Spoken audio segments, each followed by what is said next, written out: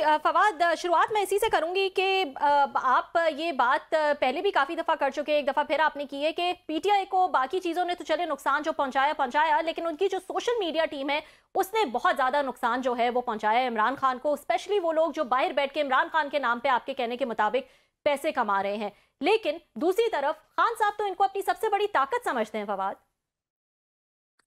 नहीं, देखिए मसला ये आ रहा है कि क्या आप मिलिटेंट हैं? Answer is no. हम्म आप कैसे, क्या मतलब आपकी बड़ी स्ट्रेटजी क्या है? आप कैसे जो है वो इस सूरत हाल का सोल्यूशन कैसे निकालेंगे? देखिए, मैं तो जो खान साहब से भी मिला हूँ अगस्त में, तो मैंने उनसे यही अर्ज किया है कि देखें सर, हम तो पॉलिटिशियन, हमें स्पेस मिलेगी हम पॉलिटिक्स कर सकेंगे, हम्म हमें स्पेस नहीं मिलेगी हम पॉलिटिक्स नहीं कर हम्म सकेंगे। अगर हमारे सर पे कनपटी पे बंदूक लगी हुई है तो हम्म फिर तो हम नहीं पॉलिटिक्स कर सकते। और दूसरी बात यह है कि अगर लेट से हम नहीं होते, फिर हमें रिप्लेस बंदूक वाले कर देंगे, लेकिन फिर वो बंदूक वाले जाने और ये बंदूक वाले जाने, हम्म हम तो फिर भी प्लेयर नहीं है। सो हमारा इंटरेस्ट तो ये है कि हम अपनी स्पेस क्रिएट करें, हम्म और स्पेस क्रिएट करने के लिए बहरहाल हमें एक इन्वायरमेंट बनाना है, माहौल बनाना है गुफ्तगू का। हम्म अब आपने, चले गिले हमें एस्टेब्लिशमेंट से गिले हैं, हमें हुकूमती पार्टियों से गिले हैं, यही नहीं हमने अपोजिशन सारी से भी गिले हैं, तो राइट। किसी से तो हमने बात करना है, उनको इकट्ठा करना है, और फिर ताकि एक बफर क्रिएट हो, एक बातचीत क्रिएट हो।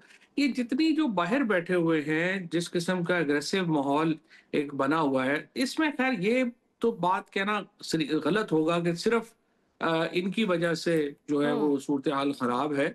हमारे हकूमती बुजुर्ग महरों ने भी जो कुछ किया है और पाकिस्तान में जिस किस्म की तलखियां बना दी हैं, वो हम्म करनी तो हुकूमत ने ही कम है। हम्म लेकिन मेरा जो कहने का मकसद सिर्फ ये है कि we are contributing to the government follies. Hmm जो पाकिस्तान के अंदर आप देखें ना, इस लड़ाई में मीडिया का बेड़ा गर्क हो गया, जुडिशरी का बेड़ा गर्क हो गया है। हम्म पाकिस्तान के अंदर 50,000 रुपए से 3 लाख रुपए कमाने वाले लोगों को समझ नहीं आ रही कि हमने जिंदगी कैसे गुजारनी है। हाँ। 200% इंक्रीज है एसेंशियल्स में पिछले 2.5 सालों में। हम्म तो असल में इस लड़ाई के अंदर पिस हम सब लोग गए हैं जो पाकिस्तान के अंदर हैं। हम्म बाहर बैठे हुए लोगों का स्टेक नहीं है, ना हम्म उन्होंने आना है, ना उनका कोई यहाँ पे कोई जैसे मेरा कोई बाहर स्टेक नहीं है, मेरा हमारा कोई साइकिल भी बाहर नहीं है, तो हमने क्या बाहर की हमारा इंटरेस्ट होगा। हम्म इसी तरह उन लोगों का पाकिस्तान में स्टेक नहीं है। Hmm so they can do whatever they want. Hmm और उसकी वजह से पाकिस्तान के अंदर जो तलखियां हैं, जो सियासी टेम्परेचर है,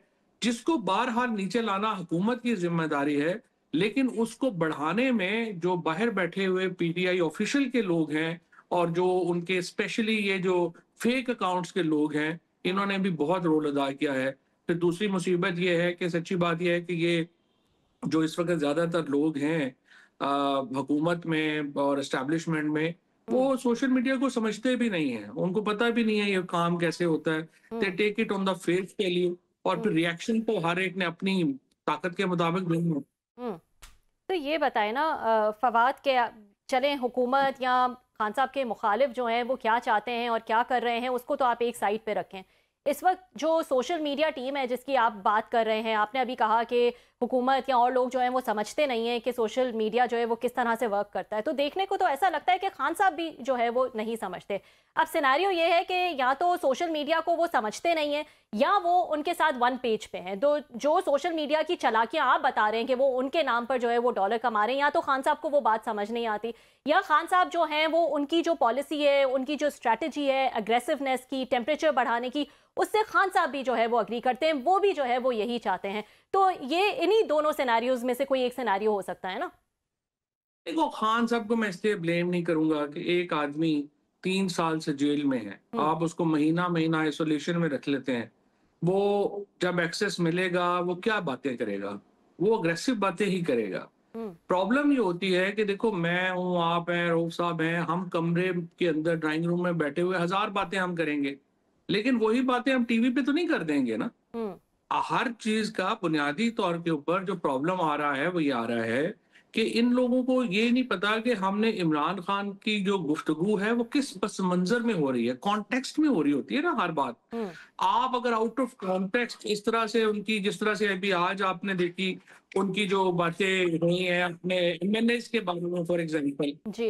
अब वो एमएनएस के अगर पूरे एमएनए गद्दार हैं आपके, और हाँ। सारी पार्टी की जो पार्लिमानी पार्टी है आपकी वो सारी गद्दारों पे है, हम्म। तो फिर आप कैसे, मतलब वो उन बेचारों को तो आपने उड़ा के रख दिया, हाँ। जलील और रुस्वा कर दिया। हम्म। आप सनाउल्लाह मस्ती खेल जैसा आदमी जिसने एनडीयू में खड़े होके कहा कि जनाब इमरान खान को रिहा किया जाना चाहिए, अब वो हम्म। गद्दार है। हम्म। तो मतलब आप देखें ना, एक कॉन्टेक्स्ट आपने नहीं बताया। जो ब्रीफिंग आपकी बाहर से हो रही है वो एक बड़ी सेंट्रलाइज्ड एक पिन पॉइंट है कि हमने इस ग्रुप को फायदा देना है। दो ग्रुपों की लड़ाई है, जिस हम्म। ग्रुप का एक्सेस होता है वो दूसरे का गला काटने की ऊपर कर रहा है, और तो कुछ हो ही नहीं रहा। हम्म। सही। जी। फवाद, बहुत शुक्रिया आपका, आपने हमें ज्वाइन किया। आपकी जो इंतहाई रीजनेबल और सेंसिबल बातें हैं, आपने कहा आपकी मुलाकात भी हुई खान साहब से, आपने उनको अगस्त में ये चीज़ें बताई भी सही। क्या वजह है खान साहब पे ये बातें असर क्यों नहीं करती? नेगेटिव चीज़ें जो मतलब ज़्यादा असर करती हैं, जो आप बता रहे हैं, जो खान साहब तक जिसको एक्सेस हो जाए वो दूसरे का गला काट देता है, तो आपकी जो सीनियर वैसेस जो हैं, तो इनका असर क्यों नहीं हुआ खान साहब पे? नासिर साहब देखिए, जो तरीके इंसाफ है ना, वो पार्टी तो 1997 से चल रही है ना, लेकिन हुकूमत में ये पार्टी तब आई है जब हम सब लोग जो पॉलिटिकल क्लास थी उसने पार्टी को ज्वाइन किया। जी। तो आप इस वक्त एक माहौल होता है, उस माहौल में आप हा हा हू वाले लोग अगर ज्यादा होंगे तो वो फिर कामयाबी तो नहीं हो सकती।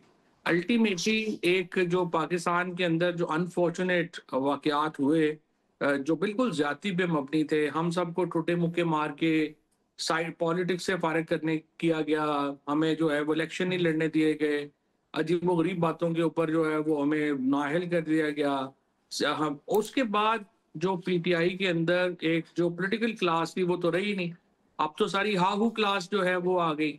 और उस माहौल के अंदर एक सैनिटी लाने के लिए भी कुछ स्टेप्स चाहिए, और वो अनफॉर्चुनेटली जब तक नहीं होते हैं तो पीटीआई का जो माहौल है वो ये ही रहेगा, जो आप समझें कि उसको अग्रेसिव कह लें या उसको ऐसे नॉन सीरियस कह लें, but obviously this will not serve Pakistan, this will not serve PTI and this will not serve Imran Khan. अच्छा, आपने जो बात अभी सोशल मीडिया पे जो आज आपने ट्वीट भी किया है कि जो बाहर बैठे हुए लोगों की वजह से, यूट्यूबर्स की वजह से मुश्किलात हैं, फेयर इनफ।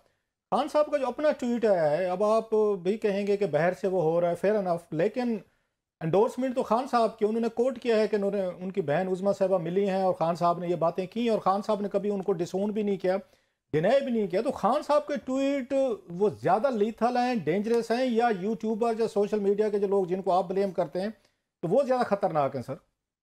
देखिए 100% जो खान साहब के ट्वीट्स हैं या जो चीजें हैं उनका बहुत ज्यादा असर है, और वो खान साहब को जो लैंग्वेज इस्तेमाल हुई है उसकी वजह से बड़ी प्रॉब्लम्स जो हैं उनमें इजाफा होता है।